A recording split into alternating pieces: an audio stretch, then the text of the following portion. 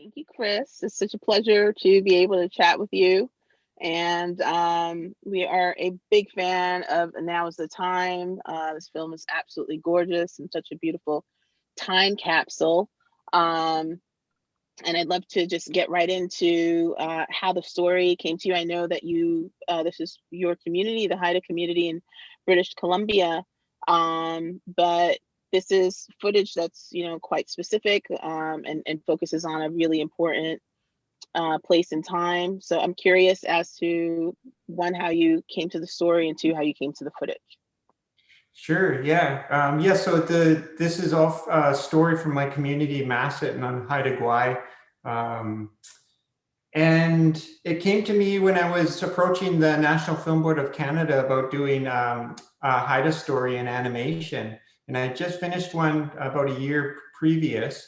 And I walked into the office expecting to have a meeting about something. And they said, well, actually, this just came in and we were wondering if you're interested. It's a documentary. It would be a documentary. It was a film made 50 years ago, and Barbara Wilson, who is a woman from my community, an elder, respected person, someone I know, who's actually, I think, kind of mentored me in the past. She saw the film for the first time after 50 years, and she was the one that got the crew from the National Film Board to Masset in 1969, August 22nd. And they filmed it. They went back to Montreal, and she was asked to, please step aside. Yeah. And somebody else did the film.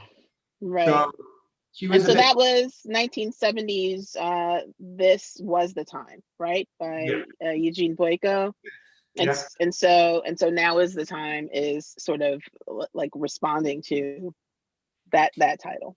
Yeah, and it was an interesting request, and I was a little bit worried at first. I said, well, is this something I could do and take on? And then, but Barbara thought it would be very important, and the people at the National Film Board as well, Michelle Busicum, Shirley Veracruz, Selwyn Jacob, thought a Haida person should tell this story. If we're going to redo it, let's have someone from the community tell this story. Right.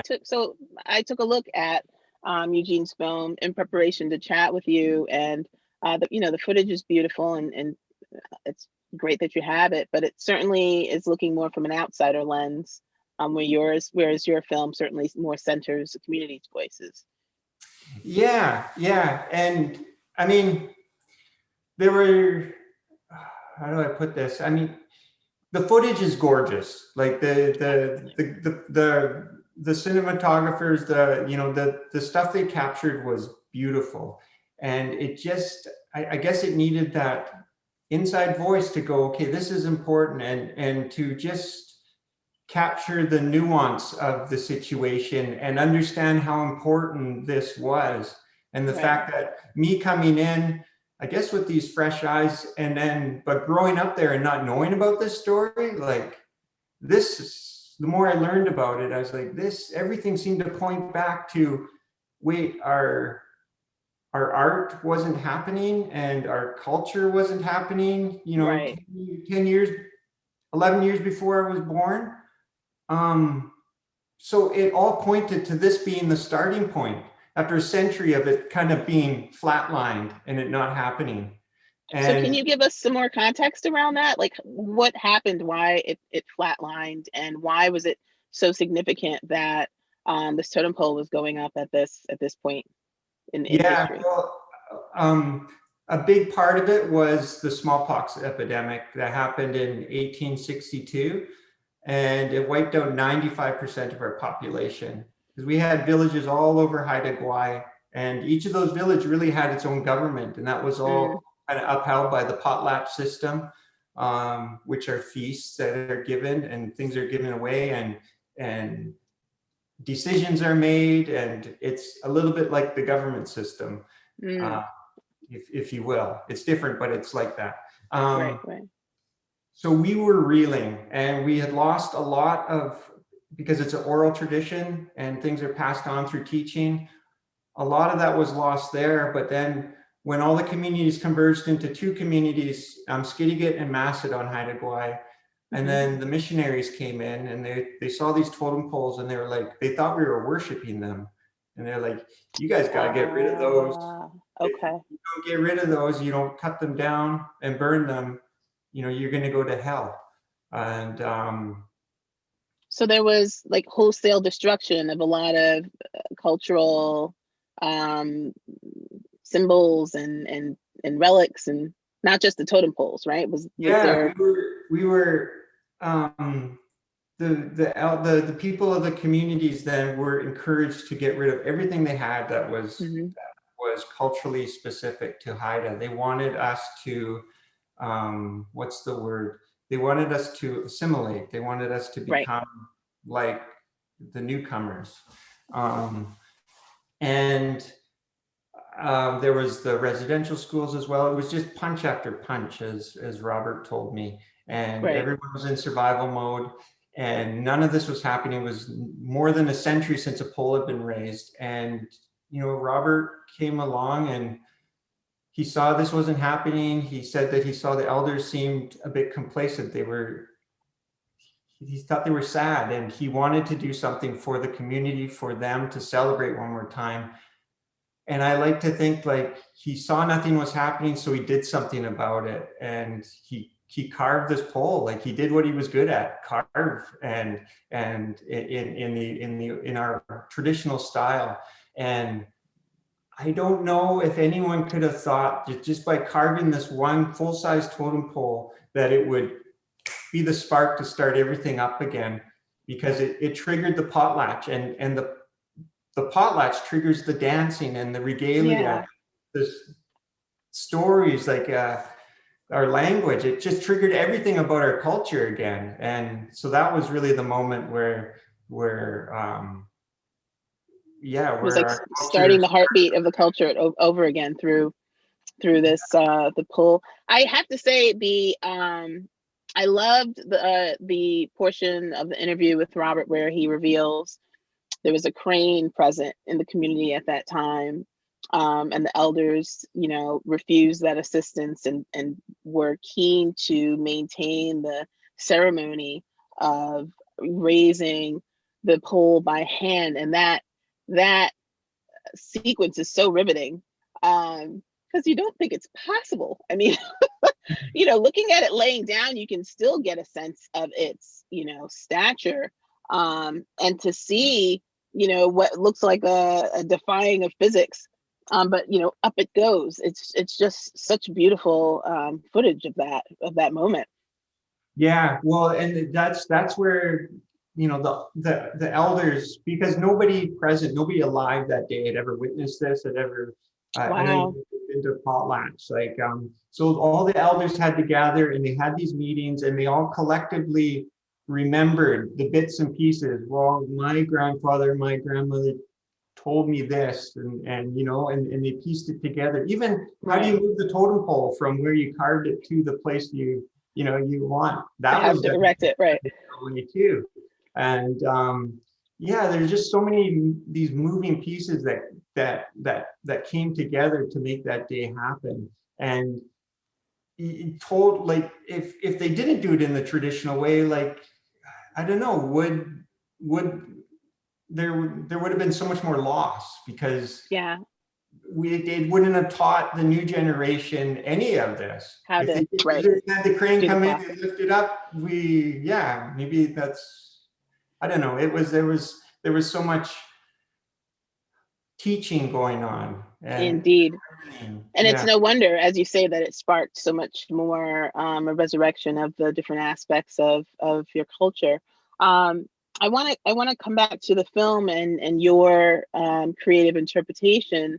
So you have this rich footage, but then you go back and speak to Robert and his brother, and we have this component which I know speaks to some of your strengths in the animation of his art. So yeah, talk about how your approach, you know, once you had the footage, how you decided that you wanted to you know, depict Now Is the Time. I mean, it's definitely enriching to hear from Robert, but you could have done it without seeking new interviews. You could have done it without, you know, doing the illustrations. Like, you made very specific creative choices. Share about why you made those choices. Yeah, well, there was, I remember early on, the big conundrum for myself was I wanted the audience to understand that this wasn't, that this was a special event. Like, it wasn't an everyday occurrence, because today it's not so rare. Totem poles go up, you know, not all the time, but they go up, and it's like, okay, that's beautiful. But this, the first one in a century, and it felt like it was such a main event, and I wanted people to understand that and have that context, and that's where this spirit came in, this print. And I'd seen this print. It was a print of Robert Davidson had done, and I found it online, and it was called The Gift. And, you know, it fits so And well. what is it? Is it like an animal depiction? Yeah. Or? Well, on the sides, there's the two bird designs. Yeah. And yeah, and one is an eagle and one is a raven. And that's essentially our culture right there, because you're either from the Raven clan or the Eagle clan. Okay. Myself, I'm from the Raven clan. And then you have various crests within your clan that go with that as well. And then the spirit that was connecting them, for me, that represented our Haida Nation, our people as a whole. So it was like this being could speak for the Haida Nation, or was speaking for the Haida Nation. It was connecting both the ravens and the eagles. And I wanted this character to give the context. And, you know, and I guess I'm divulging into a story, but when I first wrote for this character, it was like a page long, and my producer was like, "That's going to take the whole film to say." Right. It's a short, Chris. Yeah. So as we have to do, we have to you know, squeeze out what is it that you're trying to say, and say it as quickly as possible, please. And that was, imagine our world without art, and imagine if you were the one to help bring it back.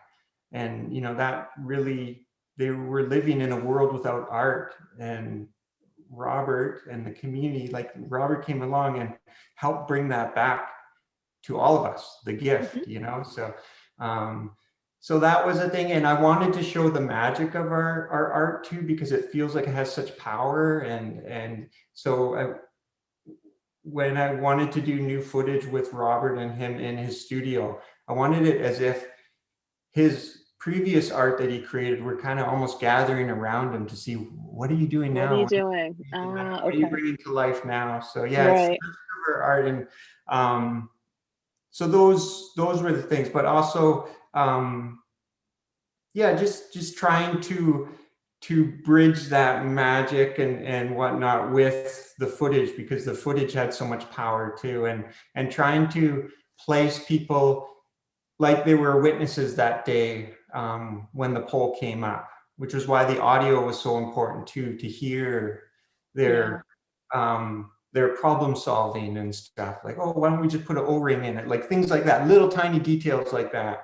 And, you know, like the push and the heave and the hoe, and that was so gratifying too. I mean, that really felt immersive, that moment. I remember you cut to, so the footage, by the way, is ridiculously pristine for nearly 50-year-old footage.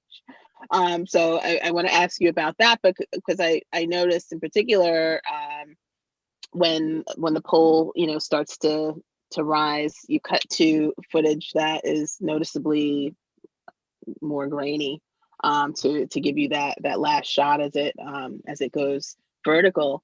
But how does it look so good after 50 years?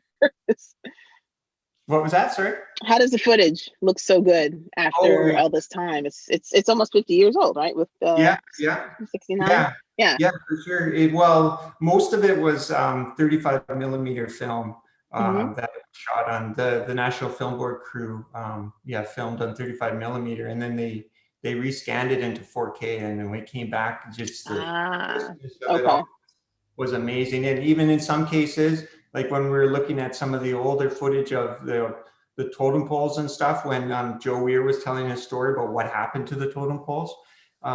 We actually had to dirty some of it up because they were like, "Oh, it looks like you just went out and shot that yesterday." And stuff. And It did. yeah. The first time that I saw it, I was like, wait a second, did this just happen? Like, I'm Yeah. looking for clues, and you can tell from what they're wearing, really. I mean, it looks pristine, absolutely gorgeous. Yeah. Well, and that was a funny comment too. I did at a film festival. A young woman came up to me and said, "Did you guys refilm all of that?" And because the clothing they're wearing, it's the style we wear today too, and stuff like that. Oh, you must have been in Brooklyn or out west. Yeah. One of the coasts. So most of it was, and then we got some other footage from CBC as well, the Canadian Broadcast Company, because they were up there, and their stuff was a little bit grainier, but like very riveting footage as well, and yeah. Yeah, it's absolutely gorgeous. Had Robert seen the footage before, coming to interview with you? Like, had he seen it since the 1970s when it first came out? And then what was this process like for him to revisit his work and the significance of it? Yeah. Well, I don't think he had seen it in a while. I mean, he hadn't. There's lots of footage in the new film I don't think that he had seen at all, because I was able to. The NFB had their outtakes as well, so I had a large catalog to choose from, and so I think it had been a long time. And the interesting thing, like one of the really great things about being able to talk to Robert as well is he really, sparked some really, these curiosities within me. Because he remembered that when he was younger, when he was 14 years old, the NFB had done a film called Haida Carver on him and his grandma and grandpa, and where he was carving argillite, like these smaller pieces that fit in his hand. And you use that. Yeah. When he's talking about he was feeling nervous about the scale because he had only been worked on the small. I remember that. Oh, that's so brilliant. Wow. Yeah. So we were able to have him throughout these ages, right? Yes. He was really young to when he carved the pole to today. It was this amazing kind of landscape. And wow. Yeah. And it was in that film, like one of these really interesting stories he told me was that made me go, wow, was he said that at one point he was called the last Haida carver.